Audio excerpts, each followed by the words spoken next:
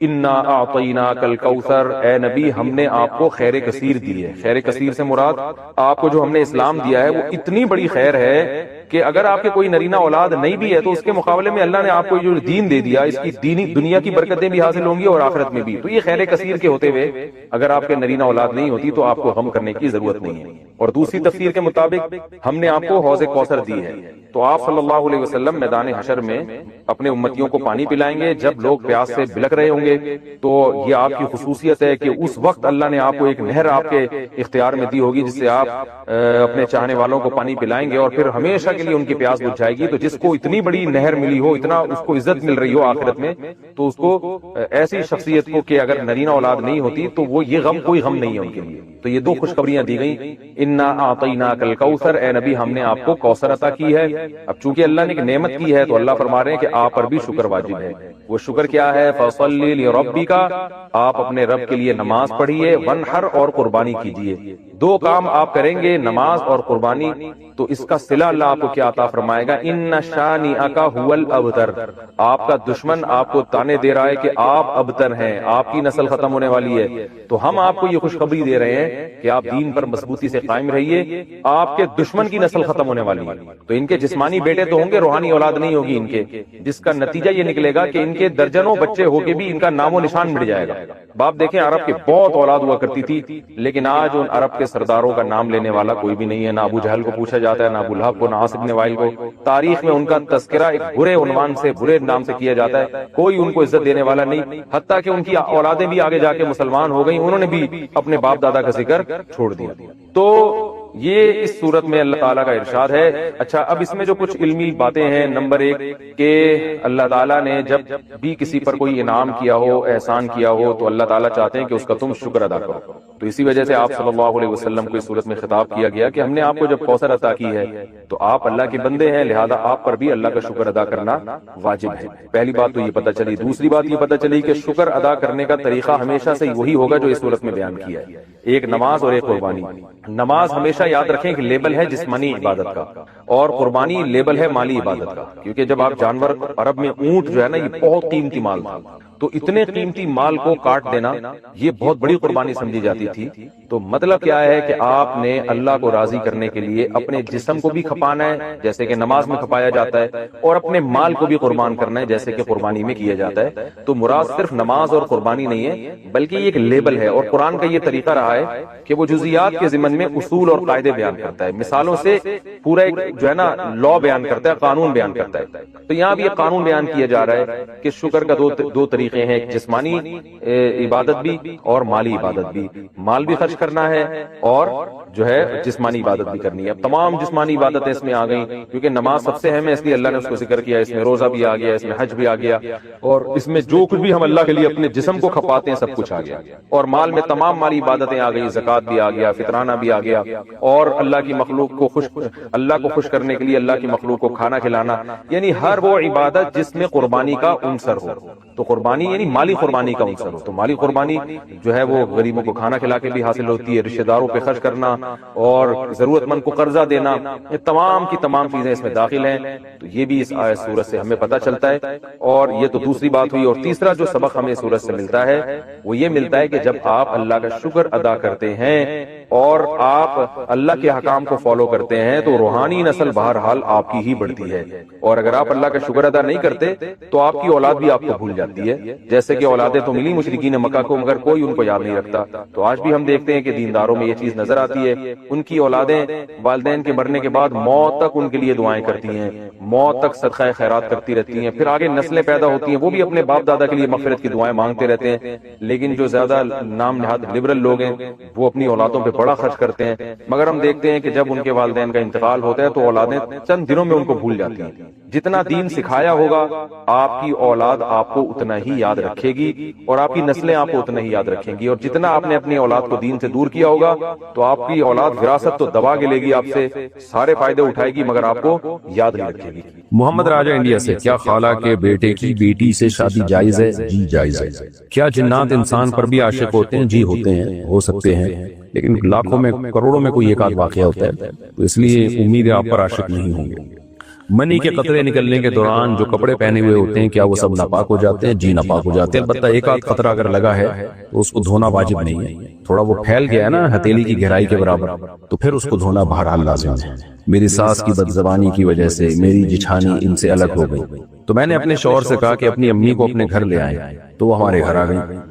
میں کینسر کی مریض ہوں اور مجھے کیمو بھی لگی ہوئی ہے، میں سارے کام کرتی ہوں مگر میرا ایک ہاتھ خراب ہو چکا ہے جس کی وجہ سے میں ان کے ہاتھ پاؤں نہیں دبا سکتی، تو وہ میرے شوہر دباتے تھے مگر وہ میری بیماری کو ناٹک کہتی ہیں اور بہت زیادہ بد زبانی کرتی ہیں، جس کی وجہ سے میں نے اپنے شوہر سے کہہ دیا کہ میں بیماری کے ساتھ یہ ٹارچر اب برداشت نہیں کر سکتی۔ اب وہ گاؤں چلی گئی ہیں لیکن میرے شوہر کو لگتا ہے کہ وہ ان کی وجہ سے جہنم میں جائیں گے، اور کہتے ہیں کہ اگر تم ایڈجسٹ کرتی تو وہ میرے ساتھ ہی رہتی۔ آپ بتائیں اگر میں غلط ہوں تو اپنی غلطی کی اصلاح کر لوں، جبکہ میں ابھی بھی بیمار ہوں اور انہوں نے مجھے پریشان کیا ہے، اور انہیں جو مجھے پریشان کیا وہ میں تفصیل سے بتا نہیں سکتی۔ جب آپ کا ہاتھ خراب ہو گیا تھا تو کیسے پاؤں دبائے جا سکتے تھے؟ ایسی صورت میں آپ کے شوہر کو آپ کو الزام دینا ٹھیک نہیں ہے۔ تو اب مجھے نہیں پتا کہ کون غلطی پر ہے اس میں، بہرحال بوڑھی ماں کا بڑا احترام ہے۔ شوہر ظاہر مرد کے دل میں بال آ جاتا ہے کہ میری ماں گاؤں میں رہ رہی ہے، لیکن شوہر کو یہ بھی سمجھنا چاہیے کہ عذر کیا ہے۔ تو اگر بیوی کہہ رہی ہے بھائی میرا ہاتھ خراب ہو گیا، میں اس بڑھاپے میں ان کی خدمت نہیں کر سکتی، نہیں دبا سکتی، اور ساس میری بیماری کو ناٹک کہتی ہیں، بعض ساسیں ہوتی ہیں وہ بہو کا ایک صحیح عذر بھی ماننے کے لیے تیار نہیں ہوتی۔ آپ کو جب پتا تھا کہ ساس بد زبان ہے اور بد زبانی کی وجہ سے جٹھانی الگ ہوئی ہیں تو آپ کو ضرورت کیا تھی کہ آپ اہل مجھے مار، آپ خود مشورہ دے کے اپنی ساس کو اپنے گھر لے آئیں؟ تو یہ لانے سے پہلے آپ کو سوال پوچھنا چاہیے تھا نا۔ بہرحال میں آپ کے شوہر کو نصیحت ہی کر سکتا ہوں کہ بھائی بیوی اگر بیچاری معذور ہے اور ساس کی تانے بہت زیادہ ہو رہے تھے تو پھر بیوی پہ ظلم نہیں کرنا چاہیے، اماں کی خدمت آپ خود کریں ایسی صورت میں، یا گاؤں میں آپ چلے جائیں کچھ دن اماں کے پاس رہیں یا فون پہ خیریت معلوم کر لیا کریں۔ بہرحال اماں کو بھی نہیں چھوڑا جا سکتا، بیگم کو بھی نہیں، خود ہی بھگتو۔ اگر کوئی عورت صرف نہاتے وقت اوپر جوڑا باندھے اور نہانے کے بعد اس کو کھول دے تو کیا یہ جائز ہے؟ اگر وہ بہت اچھی طرح عورت نے جوڑا باندھا ہے اور اس کو کھولنا اس کے لیے مشکل ہے تو وہ جوڑے کے بالوں کے اندر پانی پہنچا دے تو یہ کافی ہے، تو پھر وہ بعد میں بھی بے شک کھول لے تو بھی غسل اس کا ہو جائے گا۔ لیکن اس کی یہ غلط چیز ہے نا کہ آپ کو صرف نہانے سے بالوں کو گیلا کرنے سے بچنے کے لیے آپ جوڑا باندھ رہے ہیں۔ تو جوڑا تو اس لیے شریعت نے حکم دیا عورت کو جوڑا باندھ کے غسل کرنے کی اجازت اس لیے دی، یہ جوڑے کا کھولنا اور دوبارہ باندھنا بڑا مشکل ہوتا ہے، یہاں تو باندھنا کھولنا بہت آسان ہے عورت کے لیے، اس لیے بہرحال یہ ناپسندیدہ عمل ہے، اس کو چاہیے کہ ایک دفعہ پراپر نہا لے اس کے بعد جوڑا باندھ دے۔ گرمی میں 3 دن کی قضا نماز اگر میں 3 دن کی قضا نماز ایک ساتھ پڑھوں تو کیا وتر ہر عشاء کے ساتھ پڑھنے ہوں گے یا ایک ساتھ سارے وتر بھی پڑھ سکتے ہیں؟ جی وتر الگ سے پڑھ سکتے ہیں آپ، عشاء کے ساتھ ضروری نہیں ہے، جو قضا نمازوں کی بات کر رہا ہوں تو ساری عشاء ایک دفعہ نمٹا دیں، پھر سارے وتر ایک دفعہ نمٹا دیں۔ سیف صاحب انڈیا سے، اگر پیسے گر جائیں تو کیا انہیں اٹھا کر چننا چاہیے؟ نہیں بھائی، بس ایسے رکھ لیں جیب میں۔ اگر لڑکی موبائل پر لڑکے سے کہے کہ اپنا نکاح مجھ سے کر لو اور وہ لڑکی کی طرف سے گواہوں کے سامنے قبول کر لے تو کیا نکاح ہو جائے گا؟ نہیں ہوگا۔ خاتون نے پوچھا ہے جی میرے شوہر تمباکو کھاتے ہیں اور مجھے اس کی بو سے نفرت ہے، جب وہ تمباکو کھاتے ہیں تو میرا ان سے بات کرنے کا بھی دل نہیں چاہتا، میں کیا کروں؟ وہ آپ کا بیان بھی شوق سے سنتے ہیں، آپ ان کو بتائیں نبی صلی اللہ علیہ وسلم نے فرمایا المسلم من سلم المسلمون من لسانہ ویدہ، نبی نے فرمایا مسلمان وہ ہے جس کی زبان اور ہاتھ کے شر سے دوسرے مسلمان محفوظ رہیں۔ تو یہ اجنبی مسلمانوں کو تکلیف دینا جب اتنا بڑا عذاب ہے تو اپنی زوجہ کو تکلیف دینا تو اور بھی زیادہ بڑا ہے، تو قطع رحمی میں آتی ہے یہ چیز۔ اور بدبو تو ایک ایسی چیز ہے جس سے نبی صلی اللہ علیہ وسلم بہت شدید نفرت کیا کرتے تھے، تو ہمیں نبی کو فالو کرنے کا حکم ہے، اس سے پتہ چلا ہمیں بھی بدبو سے نفرت ہونی چاہیے۔ تو اگر شوہر کو تمباکو کھانے کی عادت ہے بھی تو ان کو چاہیے کہ وہ گھر میں جب گھر سے باہر جا کے کھا لیا کریں، یہ کہیں کونے پہ بیٹھ کے کھا لیں، اس کے بعد وہ اچھی طرح دھوئیں، صاف کریں تاکہ اس کی اسمیل منہ میں نہ رہے۔ حقیقت یہی ہے کہ جن کو تمباکو سے بو سے نفرت ہے وہ بہت زیادہ تمباکو والوں سے ٹینشن میں جاتے ہیں، لیکن تمباکو والے اس چیز کا خیال نہیں کرتے، تو گناہ کی بات ہے، اپنی نیکیاں برباد کرنے کی بات ہے۔ مصلی پر ایک طرف موبائل رکھ کر نماز پڑھنا کیسا ہے؟ کہاں رکھیں بھائی، ایک طرف ہی پڑھ کے نماز پڑھتے ہیں، موبائل رکھ کے نماز پڑھتے ہیں، دو طرف تو رکھ نہیں سکتے میرا خیال ہے، بہرحال ایک طرف رکھ لیں نماز پڑھ لیں، کچھ نہیں ہوتا۔ شبینہ اعظمی انڈیا سے، اگر کوئی طلاق شدہ عورت شدید مجبوری کی وجہ سے عدت نہ گزار سکے تو اس کے بارے میں کیا حکم ہے؟ مجبوری لکھ کے بھیجتی تو میں بتاتا، عدت تو گزارنا باہر صورت لازم ہے۔ البتہ کسی کوئی بہت ہی غریب عورت ہے، شوہر نے اتنی وراثت بھی نہیں چھوڑی کہ اس کے 4 مہینے 10 دن تک کھانے پینے کا کوئی انتظام ہو جائے، تو ایسی صورت میں پھر وہ طلاق یافتہ عورت کمانے کے لیے مجبوری میں نکل سکتی ہے، بغیر زینت کے نکلے، کمائے اور جو ہے وہ دن میں کمائے اور پھر فوراً جیسے ہی ٹائم ختم ہو فوراً واپس آ جائے، یعنی کمانے کا جو بھی اس کا ٹائم تھا وہ فوراً واپس آ جائے۔ تو شدید مجبوری کا مطلب ایسی مجبوری میں عدت تو پھر بھی گزارنی پڑے گی، لیکن کس طرح سے گزارنی پڑے گی وہ شریعت نے تخفیف کر دی ہے، اس میں آسانی کر دی ہے۔ تو لیکن عورت پر عدت بہرحال گزارنا شوہر کے گھر لازم ہے۔ میں شادی شدہ ہوں اور ہماری شادی کو 10 سال ہو چکے ہیں، میں اپنے شوہر سے بہت خوش ہوں، مگر میرے والدین میرے شوہر سے بہت لڑتے ہیں اور مجھے ان کے خلاف جھوٹی باتیں بتاتے ہیں اور مجھے کہہ رہے ہیں کہ تیرا شوہر ہمیں کھا گیا اور تو ہمارے لیے مر گئی، مجھے کیا کرنا چاہیے؟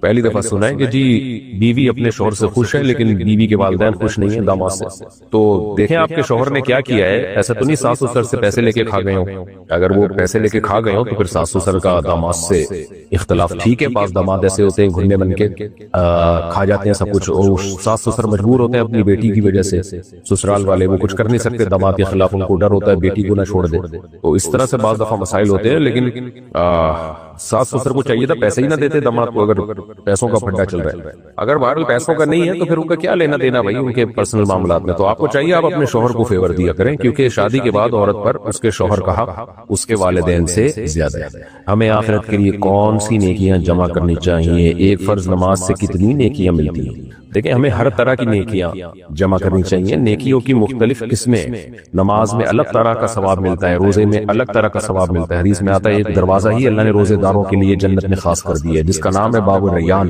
جو سیراب کرنے والا۔ تو ہر نیکی کا ایک الگ ثواب ہے۔ صدقہ اللہ کے غضب کو ٹالتا ہے، یہ بھی تو صدقے کا ثواب ہے، اللہ کے غضب کو ٹھنڈا کرنا ہے۔ کوئی گناہ غلطی سے ہو گیا آپ سے تو بھائی استغفار بھی کریں اور صدقہ کریں، کیونکہ جو اللہ کو غضب آیا نا گناہ کی وجہ سے وہ صدقے سے ٹھنڈا ہوتا ہے۔ غریب کی مدد کریں گے، اس کا پیٹ بھریں گے بھوکے کا، تو اللہ کو بھی آپ پہ ترس آئے گا قیامت کے دن۔ تو بہت ساری نیکیاں، اس لیے علماء کہتے ہیں ہر طرح کی نیکیاں جمع کرنی چاہیے ہمیں، نماز کی بھی، نفل نماز کی بھی، صدقے کی بھی، تلاوت کی بھی، ماں باپ کے ساتھ حسن سلوک کی بھی، رشتہ داری جوڑنے کی بھی۔ تو ہر نیکی کی الگ حیثیت ہے۔ انصاف قائم کرنے کے لیے ظالموں کی ٹارگٹ کلنگ کرنا کیسا ہے جبکہ قانون بھی ان کا کچھ نہیں بگاڑ سکتا ہو؟ دیکھیں جس شخص کے بارے میں 100% یقین ہو کہ یہ ڈکیتیاں کر رہا ہے، لوگوں کو قتل کر رہا ہے اور قانون اپنی ذمہ داری پوری نہ کر رہا ہو اور عوام میں سے کسی نے اٹھ کے اس کو قتل کر دیا، تو آخرت میں اس شخص پر کوئی گناہ نہیں ہوگا بلکہ ثواب ملے گا۔ لیکن عوام کو اس طرح کی اجازت اس لیے نہیں دی جاتی کہ عوام پھر اپنی ذاتی دشمنیاں بھی نکالنا شروع کر دیتی ہے۔ آپ نے کسی کو مار دیا ذاتی دشمنی کی بیس پہ، کل مفتی کے سامنے بیان دو گے یا کسی کے سامنے بیان دو گے کہ بھائی یہ تو ڈاکو تھا، تو اس لیے انتظامی معاملات کی وجہ سے عوام کو منع کیا جاتا ہے۔ لیکن آخرت میں اس کو اگر 100% یقین تھا نا کہ یہ واقعی ڈاکو ہے اور لوگوں میں فساد پھیلا رہا ہے، اور فساد کا مطلب زبان کا فساد نہیں بلکہ قتل و غارت کر رہا ہے، جیسے بعض علاقوں میں ہوتے ہیں کچے کے ڈاکو اور اس ٹائپ کے ڈاکو جو ہے، تو وہ لوٹ مار مچائی بھی ہوتی ہے اور حکومت ان کا کچھ بگاڑ ہی نہیں سک رہی ہوتی، یا سختی چاہتی نہیں ہے حکومت ان کو ختم کرنا۔ تو دونوں صورتوں میں عامی آدمی میں سے کسی نے اگر اس کو قتل کر دیا تو آخرت میں بہرحال حساب نہیں ہوگا، لیکن دنیا میں اگر آپ پکڑے گئے قانون کے ہاتھوں تو قانون تو پھر آپ کو جو بھی ملک کا قانون بنا ہوا ہے وہ سزا دے سکتا ہے، لیکن آخرت میں بہرحال نہ صرف یہ کہ عذاب نہیں ہوگا بلکہ بہت زیادہ ثواب ہوگا عوام کو ایک عذاب سے بچانے کا۔ لیکن پھر میں بتا دوں کہ لوگوں کو مشورہ نہیں دیا جا سکتا قانون ہاتھ میں لینے کا، مشورے سے نقصان یہ ہوگا کہ پھر لوگ جری ہو جائیں گے، بے گناہ لوگوں کو بھی قتل کرنا نہ شروع کر دیں اس بہانے، اور گورنمنٹ جب پکڑے گی تو گورنمنٹ تو پھر یہ آپ سے جو بھی گورنمنٹ لا ہے اس کے حساب سے حساب و کتاب کرے گی۔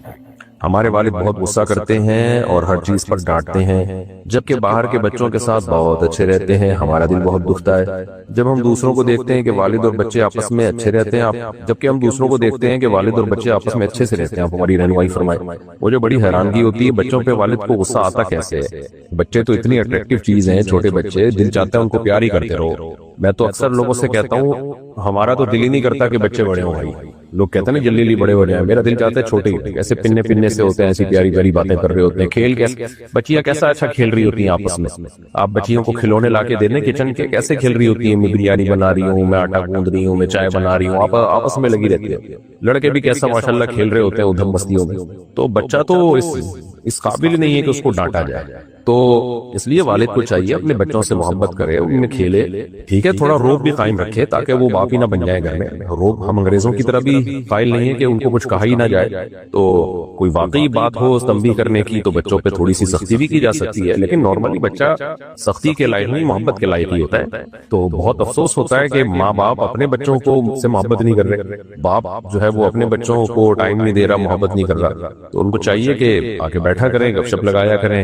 اور ہر وقت اصل میں ہوتا یہ نہیں ہے کہ باپ کو بچوں سے نفرت ہے، کبھی بھی باپ کو بچوں سے نفرت نہیں ہوتی ہو، باپ میں اصل میں تربیت کا غلبہ ہوتا ہے کہ میں نے اپنے بچوں کو بالکل سیدھا چلانا ہے، ٹھیک کرنا ہے، تو یہ بھی محبت ہی ہوتی ہے۔ لیکن اب اس محبت کی وجہ سے بجائے بچے سدھرنے کے بگڑنا شروع ہو جاتے ہیں، کیونکہ آپ ہر وقت تربیت ہی میں لگے رہتے ہو۔ تو جب باپ گھر میں آتا ہے نا، اس کو چھوٹی چھوٹی بچوں کی غلطیاں بری لگتی ہیں، اس لیے نہیں کہ اس کو بچوں سے نفرت ہے، اس لیے کہ وہ چاہتا ہے میرے بچے بالکل صراط مستقیم پہ چلیں، بہت ہی خاندانی بچے کہلائیں، تو یہ محبت ہی کی وجہ سے باپ کی خواہش ہوتی ہے۔ لیکن اب اس محبت میں وہ کیا کرتے ہیں کہ ہر وقت ڈانٹ ڈپٹ، تربیت یوں ایسے نہیں ویسے، ہر وقت الٹ پٹانگ ان کو تانے دینا، تو بچوں میں تھوڑی اتنی سمجھ ہوتی ہے، بچے سمجھتے ہیں ابا ہمارا جو ہے نا وہ ظالم ہے، اس لیے باپ کو چاہیے کہ وہ محبت بھی دے ان کو، کبھی کبھار تنبیہ بھی کرتا رہے۔ تو یہ جو رویہ ہے کہ گھر میں جب باپ آئے تو بچے کانپنا شروع کر دیں اور بچے چاہیں کہ کاش یہ گھر میں نہ ہی آتے، تو یہ باپ کے ناکام ہونے کی دلیل ہے۔ تو جو بچے گھر میں ابو کا، ابا کا، پاپا کا، ڈیڈی کا انتظار کرتے ہیں نا کہ آئے تو ہمیں خوشی ہوگی، اس کا مطلب ابا صحیح چل رہے،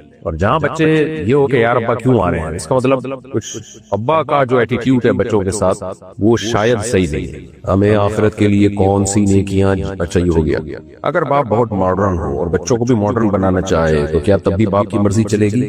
اب ماڈرن کا کیا مطلب ہے بھائی؟ اور ماڈرن کا الٹ ہوتا ہے، اپوزٹ ہوتا ہے دیسی پن۔ اب بچے کیا چڈی بنیان میں گھومنا چاہتے ہیں دیسی پن میں؟ ویسے تو چڈی ماڈرن لوگوں کا ہی لباس ہے، کیا آپ آڑے ترچھے کپڑے پہننا چاہتے ہیں؟ تو ماڈرن کا لفظ مبہم ہے، میں سمجھا نہیں آپ کیا سوال پوچھنا چاہتے ہیں۔ بہرحال اگر شریعت کے خلاف باپ چاہتا ہے کہ بچے چلیں تو پھر بچوں پر باپ کی اطاعت لازم نہیں ہے۔ باقی ماڈرنزم، اسلام ماڈرنزم کے خلاف نہیں ہے، خوب سمجھ لیں۔ تو ہمارے ہاں یہ بڑا مسئلہ ہے کہ چند روایتی چیزوں کو ہم نے اسلام سمجھ لیا، وہ تو نبی کا کلچر تھا، نبی صلی اللہ علیہ وسلم کے دور کا کلچر ہمیشہ چینج ہوتا رہتا ہے، تو ہر دور کا کلچر ایک الگ ہوتا ہے، ڈریسنگ میں بھی اور باقی لائف اسٹائل میں بھی۔ تو ہاں ابا جو ہے شریعت کے خلاف کسی بات کا حکم نہ دیں، تو وہ آپ سوال لکھ کے بھیجیں گے کہ ابا آپ کو کیا حکم دیتے ہیں، وہ میں پھر بتاؤں گا کہ ابا کی چلے گی کہ نہیں چلے گی۔ ہمارے ہاں اولاد نہیں ہو رہی، ایک لڑکا ہوا تھا جس کی 25 دن میں وفات ہو گئی، اس کے بعد ایک مرتبہ مس کیریج ہو گیا، رہنمائی فرمائے۔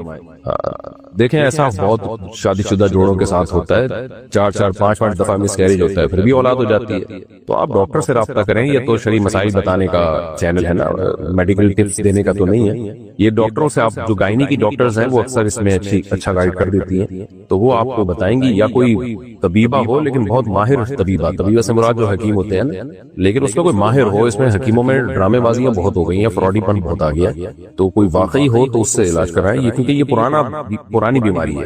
جو بیماریاں بہت پرانی اور صدیوں سے چلی آ رہی ہیں نا، تو ماہر حکیم بھی اس کا اچھا علاج کر لیتے ہیں، کیونکہ یہ چیز تجربے سے ہو چکی ہے نا، وہ بہت پرانی جو صدیوں پرانی بیماریاں چلی آ رہی ہیں، تو حکیموں کے بھی اس میں بہت تجربے ہو چکے ہیں، لیکن صحیح حکیم ہونا چاہیے۔ میں نے دیکھے بعض پیشنٹ ایسے تھے جو میڈیکل جو ڈاکٹرزم کا علاج نہیں کر پائے تو حکیم نے علاج کر دیا، لیکن میں پھر بتا رہا ہوں کہ میرے کہنے پہ کسی حکیم کے پاس نہ چلے جائیں۔ حکیموں میں 2 نمبریاں بہت زیادہ ہیں، پھیکو بہت ہیں اس میں، یوٹیوب پہ بھی بھرے ہوئے ہیں، کو ماہر ہو، ایکسپرٹ ہو۔ تو اب ماہر ایکسپرٹ کا کیسے پتا چلے گا؟ وہ ظاہر ہے اس نے کہاں سے پڑھا ہے اور یہ سب چیزیں، وہ خود آپ تحقیق کریں، لیکن جب تک یہ نہیں تو یہ جو گائنی کی ڈاکٹرز ہیں ان میں بھی بات ایکسپرٹ ہوتی ہیں، ان سے آپ علاج کرائیں۔ میں بھی دعا کرتا ہوں اللہ آپ کو نیک صالح اولاد عطا فرمائے۔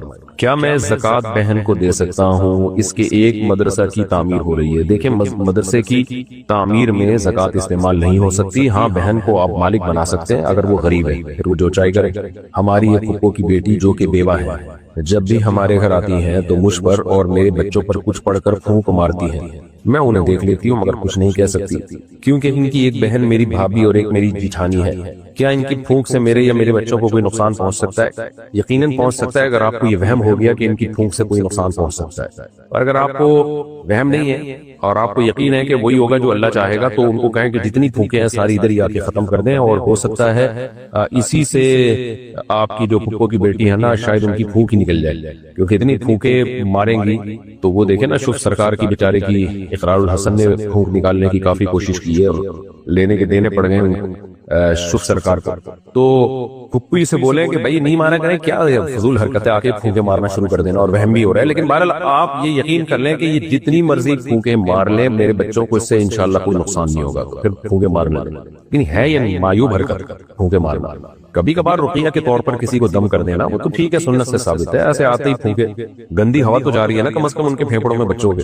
حافظ ارقم دیرو، کیا عورتیں گھر میں جمع ہو کر عید کی نماز ادا کر سکتی ہیں؟ نہیں جی، عید کی نماز کراؤڈ میں ہوتی ہے. تو جہاں سب مسلمان عید کی نماز پڑھتے ہیں کھلے میدان میں، تو وہاں مکمل پردے کی پابندی کے ساتھ بعض علماء کہتے ہیں جانے کی اجازت ہے، اور بعض منع کرتے ہیں کہ ٹھیک ہے حدیث میں ترغیب تو ہے عید کی نماز میں شرکت کی، لیکن جن پردے کی پابندیوں کے ساتھ اجازت ہے، آج کل خواتین پردے کی وہ پابندی کرتی نہیں ہے. بال غیر مسلم ممالک میں تو عید کی نماز میں خواتین کو بہرحال شرکت کرنی چاہیے کہ اسلام سے ان کا تاکہ رشتہ مضبوط رہے. لیکن وہ عید کی نماز جہاں ہو رہی ہے وہاں جانا پڑے گا، اپنے گھر میں اخفل طریقے سے نہیں ہو سکتی.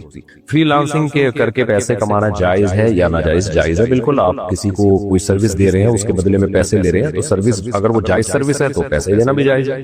کپڑوں پر پرفیوم لگا کر نماز پڑھ سکتے ہیں؟ جی بالکل پڑھ سکتے ہیں. فہد صاحب بہن سے پوچھتے ہیں جب میں اپنے سسرال جاتا ہوں تو میری ساس مجھ سے گلے ملتی ہے تو میرے لیے شہوت کنٹرول کرنا بہت مشکل ہوتا ہے، برائے مہربانی رہنمائی فرمائیں، اور یہ بھی بتائیں کہ ساس کو کس طرح ہاتھ لگانے سے نکاح ٹوٹ جاتا ہے. دیکھو ساس کو سختی سے منع کر دیں کہ گلے نہ ملیں داماد سے، بالکل ناجائز عمل ہے. اور ساس سے کہیں بس میرے سر پہ ایسے ہاتھ رکھ دیا کریں، آپ جائیں ساس کے سامنے سر یوں کریں اور اس سر پہ ہاتھ رکھ کے پیار کر دیں بس. کیونکہ ساس اور داماد میں اگر تھوڑا سا بھی کوئی ریلیشن ہو جائے نا، سیکشل ریلیشن ہو جائے، تو وہ بیوی آپ کی ہمیشہ کے لیے حرام ہو جائے گی. لیکن آپ وہم نہ کریں، ابھی حرام نہیں ہوئی ہے، کیونکہ جب بھی یہ مسئلہ بتاؤ وہمیوں کی ایک لمبی لائن لگ جاتی ہے کہ میرے سے تو اس دن ساس نے ہاتھ ملایا تھا تو میرے دل میں یہ خیال، تو چھوڑ دیں، ابھی کچھ بھی نہیں ہوا، آپ کو وہم ہے آپ کو. لیکن آئندہ آپ احتیاط کریں، کبھی بھی ساس سے اس طرح مصافحہ نہ کریں. اور گلے ملنا تو یہ تو ویسے بھی بے شرمی کی بات ہے، تو جو ہے حیا کے خلاف. تو ساس اگرچہ محرم ہے، لیکن اس محرم ہونے کا یہ مطلب نہیں ہے کہ وہ اتنا فری ہو جائے. جب بہن بھائی بھی تو جوان جب ہو جائیں تو محرم ہی ہے نا، لیکن وہ تھوڑی گلے ملتے ہیں اور ملنا بھی نہیں چاہیے ان کو. یہ ہمارے یہاں لبرل لوگوں نے نا کر کے براڈ مائنڈیڈ بن کے سارا سسٹم کا ہی بیڑا غرق کر دیا. حیا اور پاک دامنی کا پورا نظام جو گوروں کا ہوا ہے نا، وہی چاہتے ہیں کہ ہماری قوم بھی اسی ڈگر پہ چلے، اور جیسے وہاں تمیز ہی ختم ہو گئی ہے تو یہاں بھی ہو جائے. تو اس لیے بالکل جائز نہیں ہے. اس میں کوئی کسی کی انسلٹ کی پرواہ نہ کریں، آرام سے ایک دفعہ بتا دیں ساس کو کہ بھائی ہمارا یہ کلچر نہیں ہے، ہمارے اس کو برا سمجھا جاتا ہے، آپ میری ماں ہیں اور میں ماں سمجھتا ہوں آپ کو. ان کو نہیں بول دینا کہ شہوت کنٹرول کرنا مشکل ہو جاتا ہے، وہ بہت ہی بےہودہ حرکت ہو گیا. ان کو بولیں آپ میری ماں ہیں. لیکن ہم نے علماء سے سنا ہے کہ بھائی ساس سے جو ہے بس سر پہ ہاتھ رکھوایا کریں، اس کے علاوہ جو ہے جسم کہیں بھی. اسی طرح داماد اور سسر بھی، بہو اور سسر بھی ایسے ہی ہے. بعض سسر بہوؤں کو گلے لگا رہے ہوتے ہیں، چھوڑو یار یہ بری حرکت ہے. آپ کچھ جو ہے وہ تھوڑا سا حیا سے کام لو. تو اپنے سوسائٹی میں اس کو فروغ دیں کہ بھائی سسر جو ہے بہو کو ہاتھ نہیں لگائے گا، سر پہ ہاتھ رکھے گا بہو کے، بس اس سے زیادہ فری ہونے کی اجازت نہیں ہے. ہم تو کہتے ہیں کہ جب بیٹی جوان ہو جائے نا اور باپ بھی جوان ہو تو کیا ضرورت ہے بیٹی کو گلے لگانے کی. اگرچہ وہ تقدس ہوتا ہے بیٹی کا، الحمدللہ ہماری سوسائٹی میں خیر غالب ہے، لیکن بھائی بس بیٹی کو زیادہ زیادہ اس کا سر یہاں رکھ لیا بیٹی کا. ایسے جھپیاں پا کے گلے مل رہے ہیں گدھے گھوڑوں کی، تو پاگلوں والی حرکت ہے، شرم آتی ہے دیکھ کے ان کو. تو بیٹی جوان ہو جائے اس کا سر یہاں رکھ لیا کندھے پہ، ایسے تھپکی دی، بہت اچھی بات ہے. باپ بیٹی کی محبت ہوتی ہے تو اس میں جو ہے وہ حیا کے بھی تو خلاف ہے. میں نہیں کہہ رہا باپ کی کوئی بیٹی پہ غلط نظر ہوتی ہے، لیکن کچھ چیزیں حیا کے بھی تو تقاضے ہوتے ہیں نا. گلے مل رہے ہوتے ہیں. اور سسر بہو کا تو بہت ہی مسئلہ ہے، کیونکہ وہاں تو رشتہ حرام ہونے کا خطرہ ہوتا ہے. تو اس لیے سسر بھی اپنی بہو کے سر پہ بس ہاتھ رکھے، بس اس سے زیادہ فری ہونے کی کوشش نہ کرے. بعض جب میں کالز اٹھایا کرتا تھا، ابھی تو بہت کم لوگوں کے فون اٹھاتا ہوں، وہاں بھی بعض بہوؤں کی یہ شکایت آتی تھی کہ ہمارے جو سسر ہے نا، ہمیں وہ ہینڈ شیک کرتے ہیں اور جو ہے وہ معانقہ کرتے ہیں، ہمیں خود بہت برا لگتا ہے. تو انہوں نے مجھے ترغیب دی، کئی خواتین کی اس طرح کمپلینز آئیں کہ آپ اس پر بیان کرو کہ یہ سسر جو ہے نا یہ حرکتیں نہ کریں. ہم تو منع نہیں کر سکتے کہ وہ بے ادبی سمجھی جاتی ہے خاندان کے بزرگوں کی، تو اس لیے یہ غلط عمل ہے. عبدالعلیم صاحب دہلی سے پوچھتے ہیں چلنے کا سنت طریقہ کیا ہے اور کس طرح چلنا چاہیے؟ بھائی صاحب ہر آدمی کی اپنی ایک نیچرل چال ہوتی ہے، اس کو چینج کریں گے تو کوا چلا ہنس کی چال اور اپنی بھی بھول گیا والا ہو جائے گا. نیچرل چال ہوتی ہے ہر ایک کی اپنی. البتہ تکبر سے نہ چلیں، سینہ اکھاڑ کے یوں جیسے پتہ نہیں کوئی پھڈا کرنے جا رہا ہے. بعض لوگوں کے سینہ ऑटोमेटिकली थोड़ा सा उभरा हुआ होता है, वो एक अलग बात है। लेकिन बाज लोगों की आदत होती है अकड़ के चलने की, तो अकड़ के मत चलें, नॉर्मल वे में चलें, बहुत तेज तेज भी ना चलें कि थक जाए बिला वजह। एक तो है ना एक्सरसाइज की नीयत से चल रहे हैं, वो एक अलग बात है। नॉर्मली जब आप चलें वक्त से थी मशी, कुरान कह रहा है अपनी चाल में म्याना रवि इख्तियार करो। तो बिला वजह अपने आप को टेंशन में डाल के बहुत तेज चलना, ये भी ठीक अमल नहीं है। सुस्तों की तरह आहिस्ता चलना, हजरत उमर ने किसी को देखा बहुत खरामा खरामा चल रहा है, हजरत उमर ने उसको तंबीह की कि भाई नॉर्मल चलो, ऐसे क्यों चल रहे हो जैसे, यानी मफहूम बयान कर रहा हूँ, ऐसे क्यों चल जैसे कोई बीमार चल रहा होता है। तो आपकी चाल से देखने से ये भी ना लगे कोई बीमार जा रहा है, ये भी ना लगे कि कोई इससे कर्जा लेके भागा हुआ है और ये उसके पीछे जा रहा है। तो नॉर्मल चाल में चलना चाहिए और नेचुरल जो अल्लाह ने आपको दी है। बाद लोगों की चाल नेचुरली तेज होती है, तो वो तेज नहीं है, वो दूसरों को तेज लगती है, वो उनके लिए वही म्याना रवि वाली चाल होती है। तो हर एक को अल्लाह ने एक अलग चाल दी है, उसको उसी के मुताबिक चलना चाहिए। बहुत तेज नहीं, बहुत हल्का नहीं, तकब्बुर वाली चाल नहीं। ला तमशी फिल अर्दि मरहा, अल्लाह कहते हैं जमीन पे अकड़ के मत चलो। तो रोज पंच सूरा पढ़ना कैसा है, ठीक है, वैसे रोज कुरान की तिलावत करें, अलहम से लेके सूरह नास तक एक एक पारा पढ़ लिया करें 30 दिनों में। एक पारा नहीं होता आधा पढ़ लें ताकि 2 महीने में कुरान खत्म हो, वो भी नहीं होता एक पाव पढ़ लें ताकि 4 महीने में कुरान खत्म हो। तो ये जो लोगों ने मखसूस सूरतें बना ली हैं कि फला दिन ये सूरत फला दिन ये, इससे बेहतर यही है कि पूरा कुरान पढ़ा करें, पूरा कुरान खत्म किया करें। लड्डू में डाइस यानी छिलका इस्तेमाल होता है, और मेरी पता नहीं छक्का इस्तेमाल होता है, ये क्या है। और मेरी मालूमात के मुताबिक हदीस में, अच्छा लड्डू कह रहा हूँ, लिड्डो में डाइस यानी छक्का इस्तेमाल होता है। मेरी मालूमात के मुताबिक हदीस में डाइस वाले खेलों की मुमानत आई है। अगर मेरी मालूमात गलत है तो तस्दीक फरमा दे। देखिए नबी सल्लल्लाहु अलैहि वसल्लम से जो इस तरह के खेलों की मुमानत आई है, तो मुझे उन हदीसों की पूरी तहकीक तो नहीं है कि सही हदीसें हैं ज़ईफ हदीस है, लेकिन एक कॉमन उसूल फुक़हा ने बयान किया कुरान और सुन्नत को सामने रखकर कि वो खेल जिनमें आपका दिमाग इस्तेमाल होता है, दिमाग थकता है, वो जायज नहीं है। जैसे शतरंज, उसमें आपका दिमाग इस्तेमाल होता है, वो इसलिए जायज नहीं है कि वल्लज़ीना हुम अनिल लग़्वी मुअरिज़ून, लग़वियात से हमें बचने का हुक्म है। लग़वियात उस काम को कहते हैं जिसमें न दीन का फायदा न आखिरत का फायदा।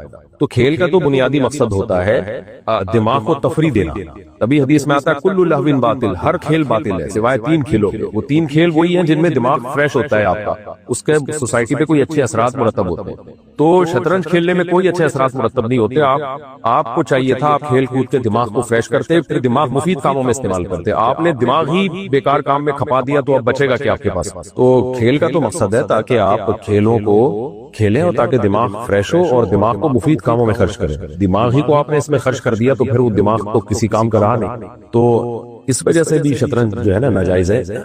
अलबत्ता उन लोगों के लिए शतरंज खेलने की गुंजाइश है जिनको दुश्मन की चालें सीखनी हो, जैसे फौज के कोई बड़े लोग होते हैं। इमाम शाफी से मनकूल है कि जो जंगी चालें सीखने के लिए शतरंज खेलेगा, जंगी कमांडर है, ताकि उसको दुश्मन की चालें, उसका दिमाग खुल जाए और दुश्मन की चालें समझना उसको आ जाए। तो अगर कोई समझता है कि ये इस खेल में उसको ये फायदा होगा तो फिर उसके लिए जायज है। तो लिडो में चूंकि दिमाग फ्रेश ही होता है, दिमाग थकता नहीं है, तो इसलिए लिडो इस उसूल के मुताबिक जायज है। चाहे उसमें छक्का भी क्यों ना हो, उससे कोई फर्क नहीं पड़ता। छक्का तो वहां से एक आला है, 4 आ रहा है, 3 आ रहा है, 6 आ रहा है, तो उसमें कोई दिमाग आपका थकता नहीं है, बल्कि आप थोड़ा सा फ्रेश हो जाते हैं। खासतौर पर घर में बीवी बच्चों के साथ खेलेंगे तो शायद इस बहाने ताल्लुकात भी अच्छे हो जाए। हमारी बहन शादी से मना कर रही है, आगे भी शादी का इरादा नहीं है और हमारे अबू की रिटायरमेंट की उम्र करीब है, हम क्या करें? बहन को समझाएं, क्योंकि ये लड़कियां हमाकत और बेवकूफी में शादी से मना करती हैं, बाद में जब धक्के खाती है ना, रुलती हैं, इनकी इज्जतों से खेला जाता है और बुढ़ापा आने लगता है, तन्हाइयों का शिकार होती हैं, भाई अपनी जिंदगी में मशगूल होते हैं अपनी बीवियों के साथ, तो फिर ये बहुत बड़ी टेंशन बनती है सोसाइटी के लिए और फिर ये रिश्ते कशकोल लेके तलाश करती है, मिलते नहीं है इनको रिश्ते। तो इसलिए मैं आपकी सिस्टर को, आपकी बहन को अपनी बहन समझ के नसीहत करूंगा, वसीयत करूंगा कि ये ढीठपना आप छोड़ दें, अपने पर, अपने माँ बाप पर, अपने भाइयों पर रहम करें आप, क्योंकि बाद में फिर इन्होंने ही संभालना होता है। ये जो लिबरल लोगों ने कहा दिया ना जॉब करें, ये हल नहीं है, ये फितरत नहीं है।